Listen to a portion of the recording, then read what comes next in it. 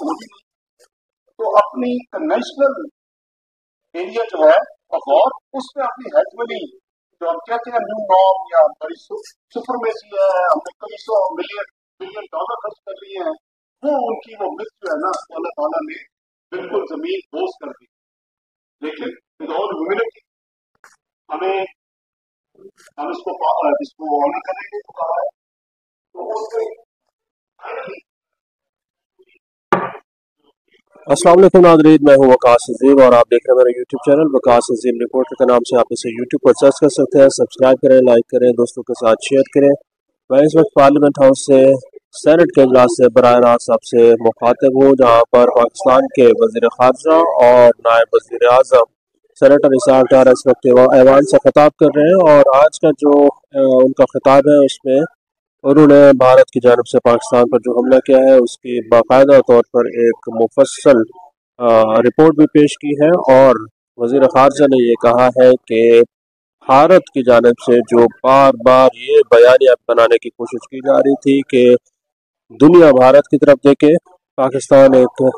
Irrelevant मुल्क है, वो भारत का बयानिया अब ज़मीन बोस हो चुका है। अब दुनिया जो है वो भारत की तरफ देखने के लिए तैयार नहीं है, बल्कि अब पाकिस्तान की जानिब से पूरी दुनिया को ये पैगाम दे दिया गया है कि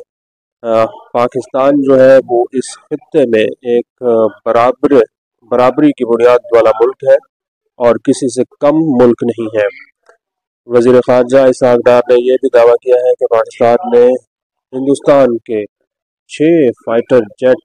जहाज़ मार गिराए हैं, जबकि हिंदुस्तान की जानिब से जो ये दावा किया जा रहा था कि F-16 तैयारा पाकिस्तान का गिरा दिया गया है, वो दावा बिल्कुल झूठ पर मबनी था। पाकिस्तान ने सीज़ फायर की भी खिलाफ वर्जी नहीं की और पूरी दुनिया को इस जंग के दौरान ऑन बोर्ड रखा है और पूरी दुनिया को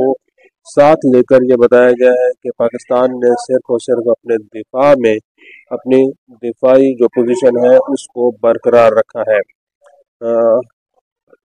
आज का जो खिताब है नाज़रीन, उसमें 2-3 जो इंतहाई अहम पॉइंट्स हैं उसको हम डिस्कस करने की कोशिश करते हैं। पहला पॉइंट जो कि इस वक्त आलमी मंजरनामे पे भी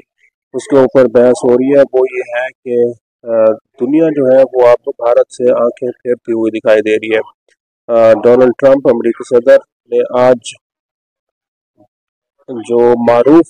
मोबाइल फ़ोन कंपनी है एप्पल, उसके CEO को यहाँ तक कह दिया है कि आप भारत के अंदर एप्पल मोबाइल फ़ोन की मैन्युफैक्चरिंग ना करें, बल्कि अपने जो प्लांट्स हैं वो अमेरिका शिफ्ट करें और अमेरिका में आकर अपने एप्पल आईफोन की मैन्युफैक्चरिंग शुरू करें, जिसके ऊपर इस वक्त भारत के अंदर बहुत ज़्यादा शोर होगा देखा जा रहा है। और भारत के लोग ये सवाल कर रहे हैं कि आखिर क्या वजह है कि दुनिया भारत की सपोर्ट नहीं कर रही। क्या भारत के लोग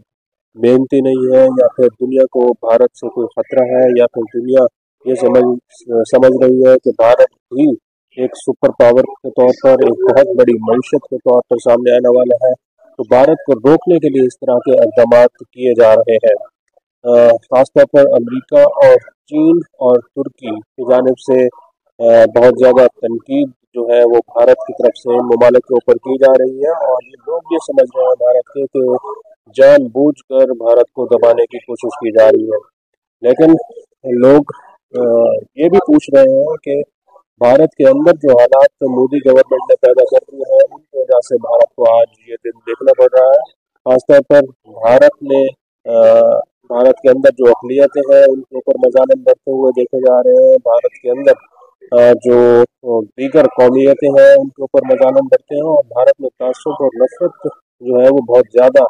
बढ़ चुका है। ख़ासतौर पर भारत की जो वज़ीर आज़म है नरेंद्र मोदी, उनकी जानिब से जब अखंड भारत का नारा लगा दिया गया है तो फिर उसकी वजह से भी बहुत ज़्यादा मसाइल जो है वो पैदा हो चुके हैं। लेकिन भारतीय कौम इस वक्त बहुत ज़्यादा मायूसी का शिकार दिखाई दे रही है और ये समझती है कि चीन तो पहले ही भारत के खिलाफ था, लेकिन अब अमेरिका की जानिब से आंखें फेर लेना इंतहाई खतरनाक है।